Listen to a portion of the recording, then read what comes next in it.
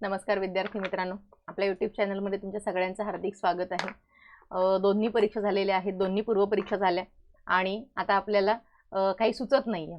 तर हे जे काही सुचत आपल्याला का नाहीये सो याच्याबद्दल आपल्याला या व्हिडिओमध्ये बोलायचं आहे की आपण खूप जास्त ऑलरेडी अभ्यास केलेला होता आणि दोन्ही परीक्षांमध्ये आपल्याला जे अपेक्षित यश होतं तर ते आपल्याला मिळालेलं नाही।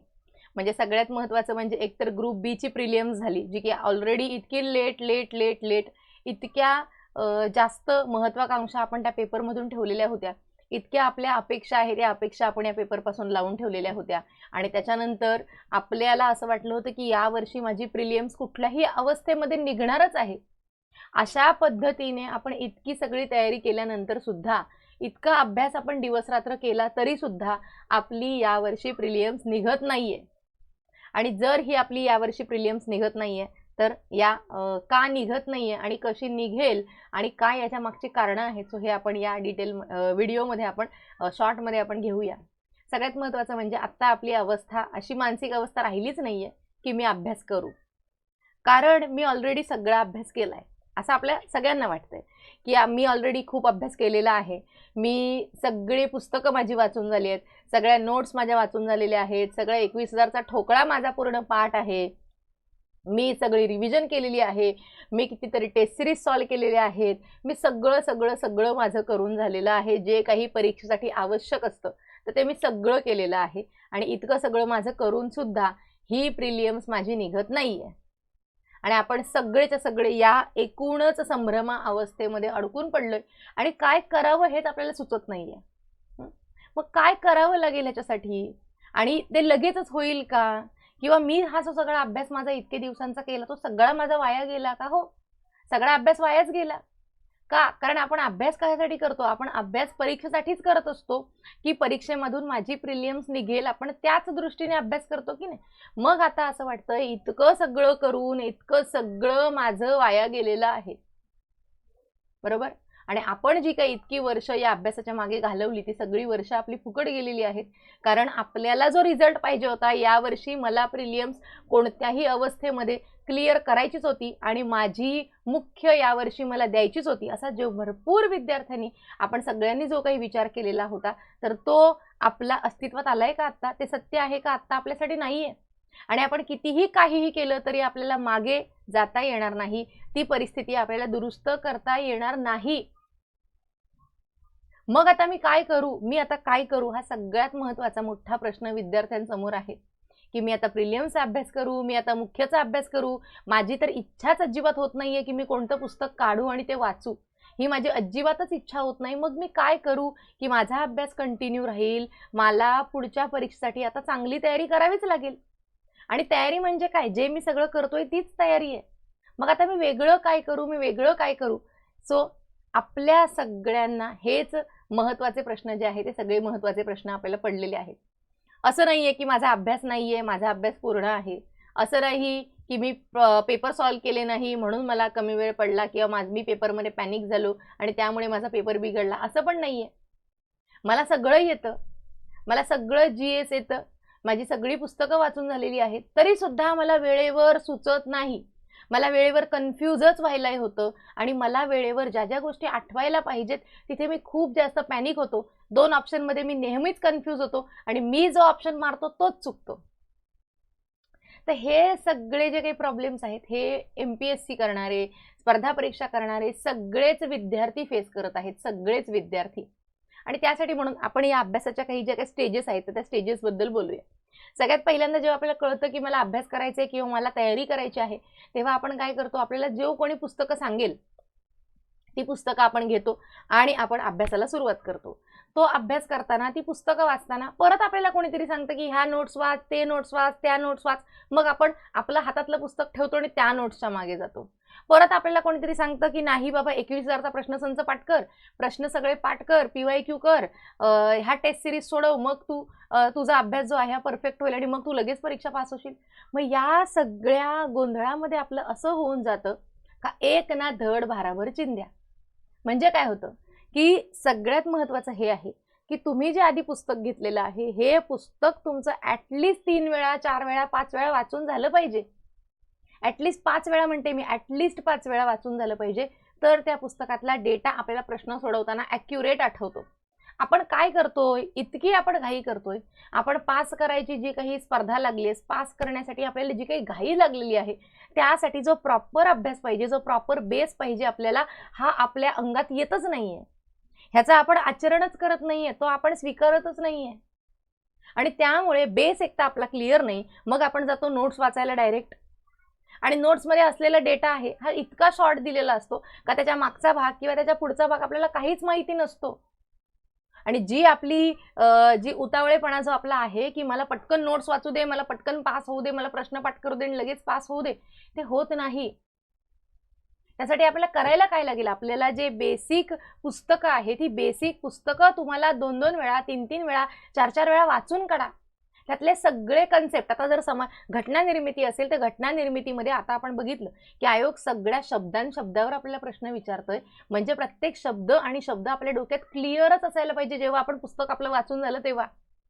ठीक आहे, आपल्याला अजून क्लिअरिटी कधी येईल तर जेव्हा आपण तो जो घटक आहे किंवा ते जे पुस्तक आहे म्हणा, किंवा मी एक घटक म्हणते घटना निर्मिती, तर तो घटना निर्मितीचा घटक वाचून झाल्यानंतर मी जेव्हा त्याचे प्रश्न सॉल्व्ह करेन मला तिथे कन्फ्युजन होईल.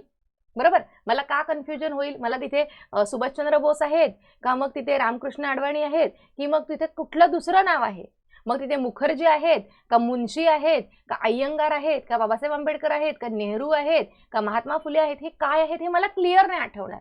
पण मला तो प्रश्न आठवणार नाही किंवा तो प्रश्न मी वाचला नाही असं नाहीये ना, मी ते वाचलंय पण माझी ॲक्युरेसी नाहीये. मग तुमची ॲक्युरेसी कधी वाढेल, जेव्हा तुम्ही जे पुस्तक वाचताय ते पुस्तक तुम्ही तेवढ्या कॉन्सन्ट्रेशनने ॲटलिस्ट 4-5 वेळा वाचून काढाल तेव्हा. सगळी मुलं हाच प्रॉब्लेम करतायत, सगळ्या मुलांना हाच प्रॉब्लेम येतोय की 2 ऑप्शनमध्ये कन्फ्यूज, 2 ऑप्शनमध्ये कन्फ्यूज. अरे का होता तुम्ही 2 ऑप्शनमध्ये कन्फ्यूज? ठीक आहे, आयोगाने 2 ऑप्शन एकदम एक्झॅक्टली क्लोज आपल्याला सेट करून दिलेले आहेत. आपण 2 ऑप्शनमध्ये कन्फ्यूज कुठे होतो, करंट अफेअर असेल, सायन्स असेल, जे की अनएक्सपेक्टेड क्वेश्चन्स आहेत, जे की आपल्या पुस्तकातले नाही आहेत. पण जर पुस्तकातलं काहीतरी येतंय आणि पुस्तकातले एवढे प्रश्न येऊन सुद्धा जर आपण नापास होतोय, मग आपण कसं पास होणार आहोत? तुमच्या हातात दिलेलं जे काही पुस्तक, आणि मी नेहमी हे सांगते की डायरेक्ट नोट्स वाचू नका. तुम्हाला त्या नोट्सच्या मागचा पुढचा भाग काहीच माहिती नाहीये. की जसं की मुलं काकोरी गट असेल, मुझफ्फरपूरचा जो बॉम्ब खटला असेल तो असेल, किंवा किंग्सफोर्डचा जो खटला आहे गाडीवरचा हल्ला असेल तो असेल, किंवा मग दुसरा नेहरू खटला जो आहे तो असेल, किंवा दिल्ली खटला म्हणा त्याला, तो दिल्ली खटला आहे तो असेल, सोलापूरचा जो हरताळ झालेला आहे तो आहे, सविनय कायदेभंग आहे, लॉर्ड आयर्विन आणि गांधींची जी काही चर्चा झालेली होती ती असेल, किंवा पुणे करार असेल. हे जेव्हा पण काही वाचताय त्याच्या मागचा जर तुम्हाला बॅकग्राऊंड एकदा व्यवस्थित समजला तर तुमचे ते नोट्स पाठ होणार आहेत. आपण काय करतो, डायरेक्ट नोट्स उचलायचे आणि डायरेक्ट नोट्स वाचायचे, नाही होणार तसं. हा जो शॉर्टकट आहे हा शॉर्टकट आपल्याला अधोगतीकडे घेऊन चाललेला आहे, हा तुम्हाला टाळावाच लागणार आहे. मग तुम्ही म्हणाल की मॅडम आम्ही इतकी मोठी मोठी पुस्तकं वाचू का, जर आमच्याकडे अवेलेबल शॉर्टकटमध्ये नोट्स आहेत तर वाचावेच लागतील पुस्तकं.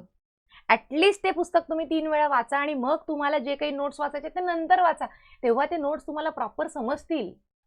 नोट्स कोणाला आपण वापरू शकतो ते पण ऐका. महाराष्ट्राचा भूगोल आहे की जिथे सगळा फॅक्च्युअल डेटाच पाठ करायचा आहे आपल्याला, तुम्ही तिथे नोट्स वाचा.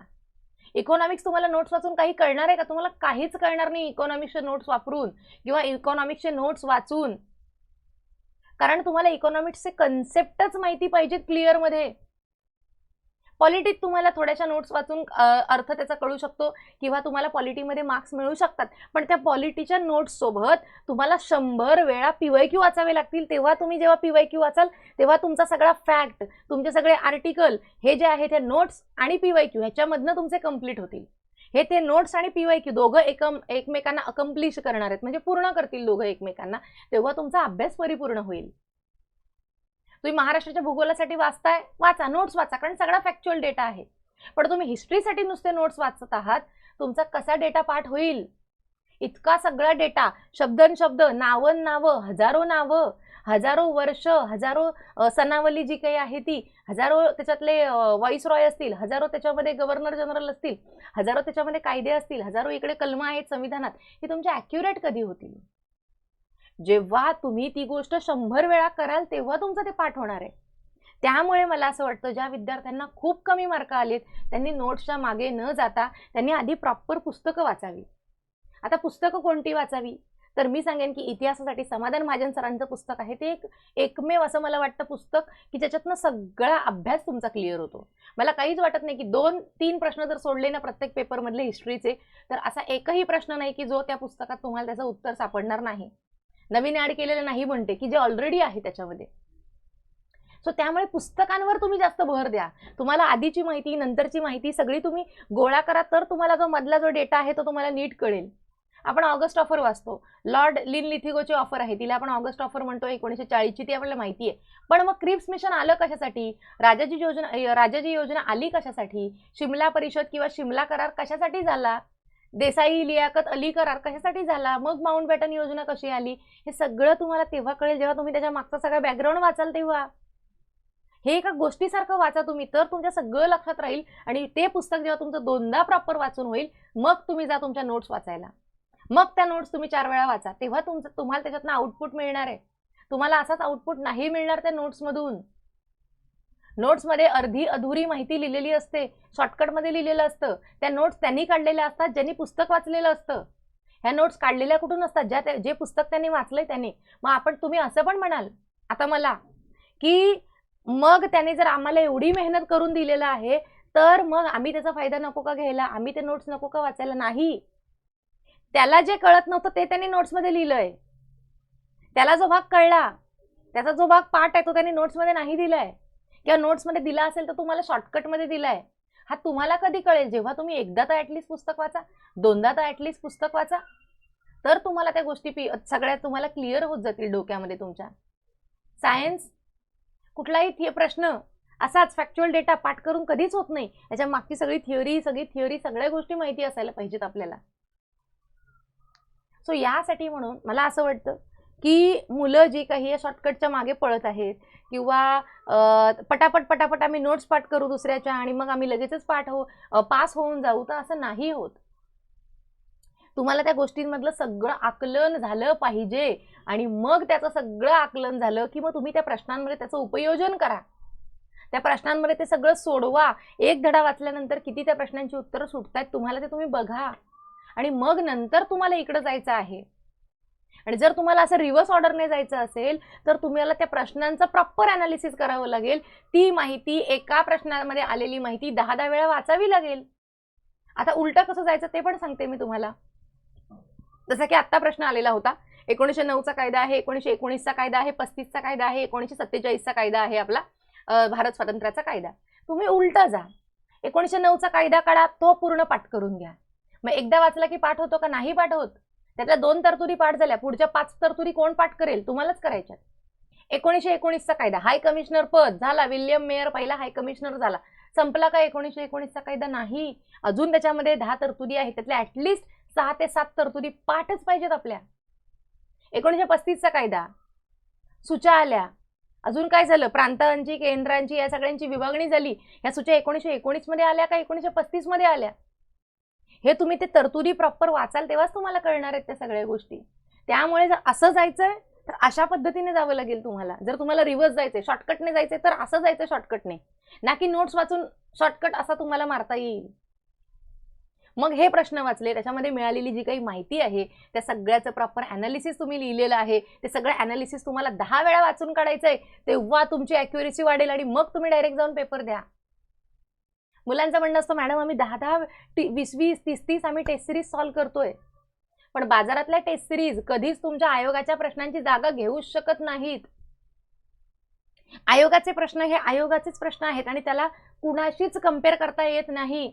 आयोगाची भाषा कुठल्याच ठिकाणी कम्पेअर करता येत नाही. आयोगाच्या प्रश्नांना कुठल्याच ठिकाणी कम्पेअर करता येत नाही. तुम्हाला अभ्यास नाही करू वाटत, अभ्यास नका करू. तुम्ही ऍटलिस्ट आयोगाचे सगळे PYQ 10 वेळा वाचून काढा, त्याचं अनालिसिस करा. तुम्हाला शॉर्टकटने जायचंय की नाही, तुम्ही शॉर्टकटने अशा पद्धतीने जा, पण अशा उलट्या पद्धतीने तुम्ही जाऊ नका की पुस्तकांना साईडला करून टाकलं, सगळा बेसिक भाग आहे तोच साईडला करून टाकायचा आणि डायरेक्ट कुठल्या तरी नोट्स वाचायच्या आणि म्हणायचं की मी आता पासच होईन. नाही होणार तसं. कारण जसं मी सांगितलं की त्याला नाही जे कळालं किंवा त्याने जे शॉर्टकटमध्ये लिहिलं, कारण त्याला माहिती होतं त्याने शॉर्टकटमध्ये लिहिताना की याच्या मागे पुढे काय आहे, ते तुम्हाला माहिती आहे का? तुम्हाला दिसणार आहे का ते पुस्तकात? ते नाही आहे ते पुस्तकात. ते तुम्ही आधी पुस्तकं वाचा प्रॉपर तुम्हाला. मग तुम्ही म्हणाल की याच्यात तर आम्हाला भरपूर वेळ लागेल, ह्याच्यात तर आमचं वर्ष निघून जाईल, ह्याच्यात तर आमची 2 वर्ष लागतील पुस्तकं वाचायला. नाही, का लागतील? तुम्ही 24 तास, 12 तास, 13 तास लायब्ररीत अभ्यास करताय. तुम्ही 24 तास तुम्हाला स्वतःला वाहून घेतलेला आहे अभ्यासाला. तुम्ही 12 तास, 15 तास लायब्ररीत बसताय. मग का तुम्हाला पुस्तकं वाचायला एवढा वेळ लागतोय? आणि पुस्तक कसं इफेक्टिव्हली वाचायचं ते मी पुढच्या लेक्चरमध्ये घेणार आहे. ते माझा व्हिडिओ बनलेला आहे, तो मला टाकायचा आहे यूट्यूबला. तर पुस्तक कसं इफेक्टिव्हली वाचायचं आणि ते कसं आपलं फास्ट लवकर कंप्लीट होईल. एका पुस्तकाला वाचायला किती दिवस लागू शकतात? जे 300 पानांचं पुस्तक आहे, ऑन अँड ॲव्हरेज जी काही पुस्तकं आपण वापरतो MPSC मध्ये 300, 350 ते 400 इतक्या पानांची ती पुस्तकं आहेत. जसं की मगाशी मी सांगितलं इतिहासासाठी समाधान महाजन सरांचं पुस्तक वाचायचंय, त्याच्यातला पण बराचसा भाग आहे तो गाळायचा आहे आपल्याला. जो आपल्या परीक्षेसाठी महत्वाचा आहे तेवढाच भाग आपल्याला वाचायचा आहे. शिक्षण का वाचताय तुम्ही? शिक्षणात काय वाचायचंय? फक्त सुरुवातीच्या काही योजना वाचायच्यात बस. डिटेलमध्ये वाचायचंय का शिक्षण आपल्याला? नाही. ते राज्यसेवा मुख्यला होतं, कंबाईनला नाही दिलाय तो भाग त्यांनी, तर नका वाचू. वृत्तपत्र सांगितली प्रॉपर वाचा. सामाजिक आणि धार्मिक संघटना सांगितल्या, संस्था सांगितल्या प्रॉपर वाचा. काही त्याच्यातला स्वातंत्र्योत्तर भारत आहे, नका वाचू त्याच्यातलं. त्याचे PYQ वाचा. की जसा आत्ता पंतप्रधान आणि नेहरू आणि आपल्याला जो कुठला दिल्ली कराराचा जो प्रश्न आलेला होता, नेहरू कराराचा जो प्रश्न आलेला होता, सो त्याच्यासाठी आपल्याला ती माहिती पाहिजे. पण तो कुठून आला? तो आलाय PYQ मधून. आपण तिथून वाचू शकतो. तो आपल्याला भाग वाचायचाच नाहीये. सो काय वाचायचं आणि काय नाही वाचायचं हे सुद्धा महत्वाचं आहे पुस्तकामधलं. सो मला असं वाटतं फक्त आपण पुस्तकांची यादी बघू. इतिहासासाठी समाधान महाजन तुम्हाला वाचावंच लागणार आहे, कारण तेच एक चांगलं पुस्तक आहे असं मला वाटतं. म्हणजे मला जो काही माझा अनुभव आहे इतक्या वर्षांचा परीक्षांचा, त्याच्यातून मी तुम्हाला सांगते. जे काही मी 4 वर्ष अभ्यास करते मी त्याच्यावरून तुम्हाला सांगते. कोळंबे सरांचं जे पुस्तक आहे तेच तुम्हाला पॉलिटीसाठी महत्वाचं आहे, इकॉनॉमिक्ससाठी सुद्धा महत्वाचं आहे. पण इकॉनॉमिक्ससाठी तुम्ही देसले सरांचं पार्ट 1 सुद्धा वापरू शकता. त्यानंतर सायन्ससाठी भस्के सरांचं पुस्तक चांगलं आहे की ज्याच्यामध्ये कन्सेप्ट तुमच्या व्यवस्थित क्लिअर होतात. जो डेटा पाहिजे तो डेटा तिथे आहे तुम्हाला दिलेला अवेलेबल करून. त्यानंतर भूगोल आहे, भूगोलासाठी सौदी सरांचं पुस्तक आहे, ते तुम्ही वाचू शकता की त्याच्यामध्ये जो महत्वाचा डेटा आहे, बास महत्वाचा डेटा जो आहे तो आहे त्या सगळ्या पुस्तकांमध्ये अवेलेबल. आणि तुम्हाला असं वाटतं की आता या पुस्तकांमधून प्रश्न येत नाही, तुम्ही शोधून बघा. काही मुलांचं हे म्हणणं आहे की आमची पुस्तकं फार जुनी झाली, त्याच्यात डेटा नाहीये, तो अपडेटेड पुस्तक नाही. अरे अपडेटेड काही नसतं. ह्या सगळी पुस्तकं विकण्याच्या स्ट्रॅटेजीज आहेत, हे थोडं समजा. तुम्ही MPSCत आज आलेले नाही आहेत. काय असतं नवीन अपडेटेड पुस्तकात? घ्या जुनं पुस्तक आणि बाजूला नवीन अपडेटेड तुमच्या हे घ्या, आवृत्ती घ्या आणि शोधून काढा तुम्ही त्याच्यात काय नवीन ऍड केलेलं आहे. काय नवीन ऍड केलेलं असतं? जो यावर्षी आलेला प्रश्न आहे त्या प्रश्नाचं एक्सप्लेनेशन ऍड केलेलं असतं. दुसरं काय असतं त्याच्यामध्ये? काहीच नसतं. का तुम्हाला त्या प्रश्नपत्रिकेवरून त्या प्रश्नाचं गुगल आहे, इतक्या सगळ्या ऑनलाईन सोर्सेस आहेत तुमच्याकडे, का तुम्हाला त्या प्रश्नाचं उत्तर एक भारीत भारी एक काय म्हणूया पॅरेग्राफ म्हणूया त्यासाठी तुम्हाला नवीन पुस्तकं का लागतात? सगळी जुनी माहिती. माझ्याकडे एक भूगोलाचं पुस्तक आहे सौदी सरांचं, फार जुनं आहे.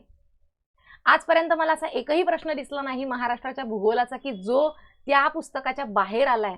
आता ते मॅगनीजचं चिखला आलेलं होतं आणि ते बुद्रुक चिखला बुद्रुक असं त्याचं आहे तिथे पुढे दिलेलं, ते हायलाइट करून दिलेले पुस्तकामध्ये, त्या जुन्या पुस्तकामध्ये की जिथून तो प्रश्न जो आहे हा आलेला आहे. मग तुम्हाला नवीन नवीन आवृत्ती लागतात कशासाठी? अरे जे आहे तेच परफेक्ट करा. हा, ही तर झाली पुस्तकांची यादी. परत आपण भरकटलो. सो दुसरा आपण विषय काय म्हणत होतो की एका पुस्तकासाठी वाचायला किती मला दिवस द्यावे लागतील किंवा माझं एक पुस्तक किती दिवसांमध्ये वाचून होईल. तर माझं म्हणणं आहे की ॲटलिस्ट 8 दिवस तुम्हाला एका पुस्तकाला द्यायला पाहिजे. ठीक आहे, तुम्ही 8 दिवस एका पुस्तकाला दिले, तुमचं व्यवस्थित ते पुस्तक वाचून झालं. परत काय करायचं? 2 दिवस त्या पुस्तकाची पूर्ण रिव्हिजन करायची पहिल्यापासून शेवटपर्यंत.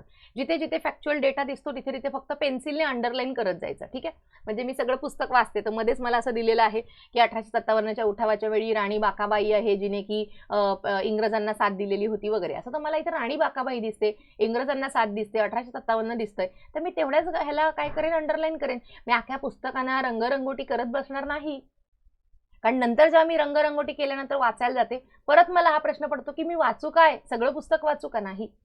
असा जो तुम्हाला डेटा दिलेला आहे तर त्या डेटाला ॲटलिस्ट अंडरलाईन करा. किंवा एक सिंपल वे तुम्ही असं करू शकता की आधी त्या चॅप्टरचे ॲटलिस्ट 20 प्रश्न वाचून घ्या आणि मग तुम्ही तो पुस्तक वाचायला जा, धडा वाचायला जा. मग काय होईल की आपल्याला कळतं की अच्छा इथे प्रश्न आला होता, इथे प्रश्न आला होता, इथे प्रश्न आला होता, बस त्याला अंडरलाईन करत आपण गेलेलो आहोत. आणि सेकंड टाइम जेव्हा आपण त्याला 2-3 दिवसात रिव्हिजन करतोय त्याची, तेव्हा फक्त अंडरलाईन वाचायची तुम्हाला त्याची. म्हणजे तुमच्या डोक्यात सगळ्या गोष्टी प्रॉपर वाचून होतील, तुमचा अभ्यास परिपूर्ण होत जाईल. ना की अर्धवट अभ्यास आणि अर्धवट ज्ञान जे की काहीच कामाचं नाही. आणि मग आपण सगळे असे डुबतो जेव्हा आपण सगळे मार्क निगेटिव्ह मध्ये जातात तेव्हा. आणि त्यासाठी म्हणून तुम्हाला स्टेप बाय स्टेप सगळा अभ्यास करावा लागणार आहे. आधी तुम्हाला पुस्तकं वाचायचे, त्याचे PYQ सॉल्व्ह करायचे आहेत, त्यानंतर तुम्हाला आयोगाच्या प्रश्नपत्रिका सॉल्व्ह करायच्या आहेत, परत एवढ्या सगळ्याची परत तुम्हाला ॲटलिस्ट 2 ते 3 वेळा रिव्हिजन करायची आहे. आणि मग आपण तयार होतो कुठलीही परीक्षा देण्यासाठी. ह्यातल्या किती स्टेप तुम्ही करता ते बघा, ह्यातल्या किती स्टेप तुम्ही फॉलो करता ते बघा. तुम्ही आयोगाचा पेपर, तुम्हाला 1 तास तिथं खेळायचंय जाऊन, तयारीसाठी आपलं उतरायचंय मैदानात, त्याचा तुम्ही ॲक्च्युअल प्रॅक्टिस किती केली, त्याची रंगीत तालीम तुम्ही किती केली आहे. तुम्हाला शाळेमध्ये गॅदरिंग आठवत असतील, आपल्या सगळ्यांच्या शाळांमध्ये झालेले गॅदरिंग, की ॲक्च्युअल ड्रेस घालून सुद्धा आपण रंगीत तालीम करतो का? कारण ऐन वेळेला आपलं काही काय म्हणतो आपण फसगत होऊ नये आपली, की आपण स्टेपच विसरून गेलो डान्सच्या. सेम तसं पेपरमध्ये होतं आपल्याला, की आपण ऐन मोमेंटला विसरूनच जातो कलम, जे की असतं तोंडात असतं आणि ते पेपरला आठवतच नाही. सो यासाठी म्हणून तुमची सगळी प्रॉपर रंगीत तालीम झाली पाहिजे, तुमचं सगळं PYQ अनालिसिस झालं पाहिजे, तुम्हाला पेपर प्रश्न समोर आल्या कळलं पाहिजे की हा प्रश्न आधी किती वेळा येऊन गेलेला आहे, इतका तुमचा डिटेल अभ्यास पाहिजे त्या सगळ्या गोष्टींचा. आणि त्यासाठी म्हणून असा उलट अभ्यास करा किंवा मग असा सरळ अभ्यास करा, कसाही अभ्यास करा. असा थोडासा जास्त वेळ लागू शकतो. किती वेळ लागणार आहे जास्तीत जास्त? 3 महिने. 3 महिन्यात तुमचा प्रॉपर अभ्यास कंप्लीट होतो, 3 महिन्यांमध्ये. ओके. सो जर मला असं वाटतंय की एवढे दिवस अभ्यास केलाय पण माझी जर प्रिलियम्स काही निघाली नाहीये, तर मला असं वाटतं की आपल्याला स्वतःचं इव्हॅल्युएशन करायची गरज आहे. एक पेपर घ्या, पेन घ्या आणि लिहा की माझं काय नक्की चुकतंय. आणि जर तुम्हाला असं वाटत असेल की माझं काहीच चुकत नाहीये, तर मग अजिबात अभ्यास करू नका, अभ्यास सोडून द्या आणि डायरेक्ट मग रिव्हिजन करा. जून महिना यायच्या आधी मे महिन्यात रिव्हिजन करा आणि मग जूनला डायरेक्ट पेपरला जा. हा पण सिंपल पर्याय आहे आपल्याकडे.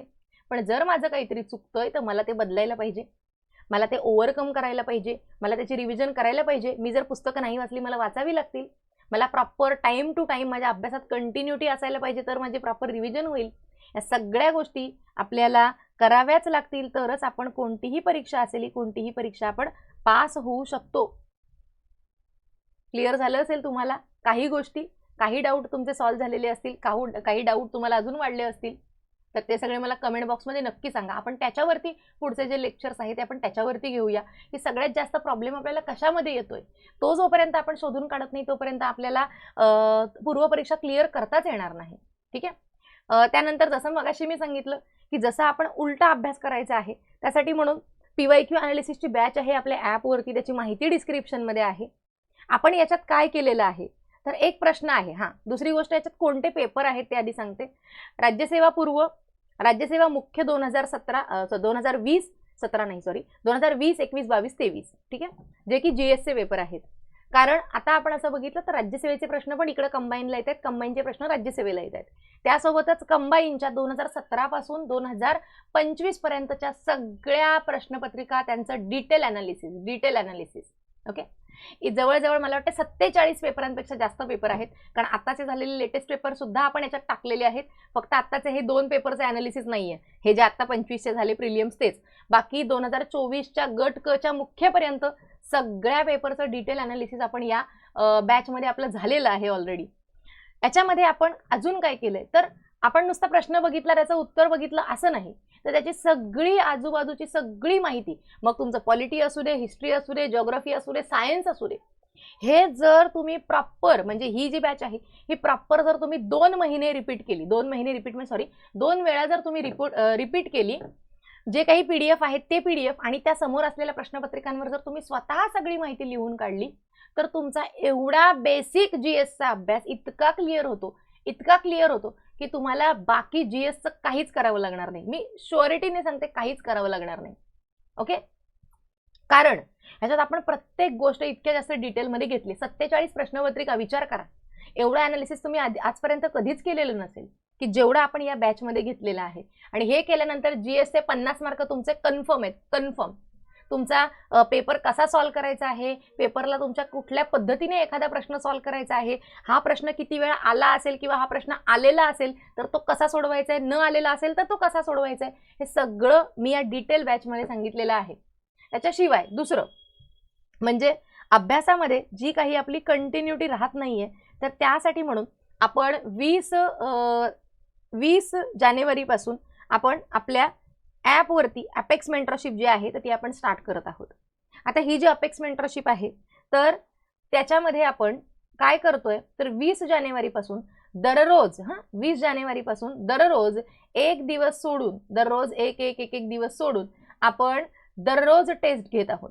आता या ज्या काही टेस्ट आहेत तर ह्या सगळ्या टेस्ट आयोगाच्या प्रश्नपत्रिकांमधल्याच आहेत. म्हणजे आयोगाचे जे प्रश्न आहेत हे आयोगाचे प्रश्नच आहेत त्याच्यामध्ये सगळ्या टेस्टमध्ये घेतलेले, आणि त्या ऑनलाईन टेस्ट असतील.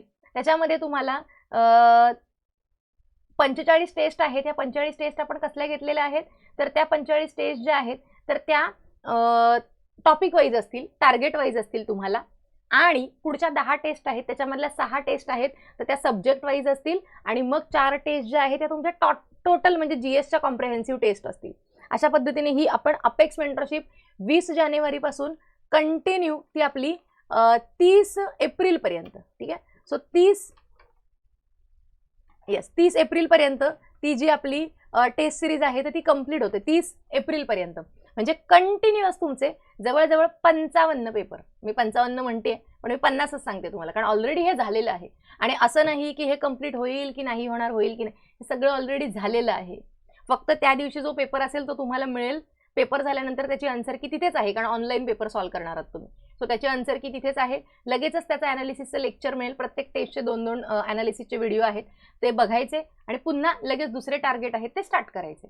याच्यामुळे काय होतं तर याच्यामुळे आपली अभ्यासाची कंटिन्युटी राहते. आपलं जे काही चुकतंय तर ते आपल्याला लगेच कळतं, आणि प्रत्येक डिटेल गोष्ट आपली क्लिअर होत जाते अभ्यासातली, जी की आतापर्यंत आपण निग्लेक्ट केलेली असेल किंवा निग्लेक्ट झाली असेल आपल्याकडं, ठीक आहे. सो याची माहिती मी डिस्क्रिप्शनमध्ये दिलेली आहे, सो ती नक्की चेकआउट करा.